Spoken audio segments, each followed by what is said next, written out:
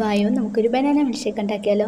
ഇപ്പം സമയം 10:45 എനിക്ക് ഈ മുതുപാതിരായ്ക്ക് എന്തിൻ്റെ ഭ്രാന്താണെന്ന് നിങ്ങൾ ഓർക്കരുത്. എങ്കിലും ഒരു കൊതി തോന്നിയതല്ലേ, ഒന്ന് ട്രൈ ചെയ്ത് നോക്കാം.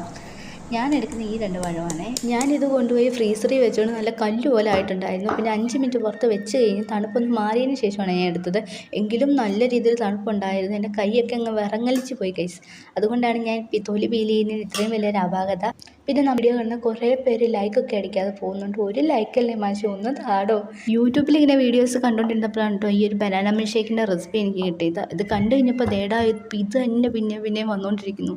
പിന്നെ കൊതി സഹിക്കാൻ പറ്റാനായിട്ട് ഞാൻ നേരെ ഓടിയത് ഫ്രിഡ്ജിൻ്റെ അടുത്തോട്ട്. അവിടെ ചെന്ന് കഴിഞ്ഞപ്പോൾ നമുക്കിനി വേണ്ട മെയിനായിട്ടുള്ള 2 സാധനം ഉണ്ടായിരുന്നു. പിന്നെ നമ്മളായിട്ട് എന്തിനു വേണ്ടെന്ന് പറഞ്ഞാൽ മെയിനായിട്ടുള്ള ഇൻഗ്രീഡിയൻസ് എന്ന് പറഞ്ഞാൽ പാല്, പഴം, അതുപോലെ തന്നെ ഷുഗർ, ഇതെല്ലാം ആവശ്യത്തിന് എടുക്കുക. പിന്നെ ഡ്രൈ ഫ്രൂട്ട്സ് ഉണ്ടെങ്കിൽ നല്ലതായിരിക്കും. അതുപോലെ ഏലക്കായ ഉണ്ടെങ്കിൽ നല്ലതായിരിക്കും. എൻ്റെ കയ്യിൽ ഏലക്ക ഇല്ലായിരുന്നു, അതുകൊണ്ട് ഞാൻ ഇട്ടിട്ടില്ല.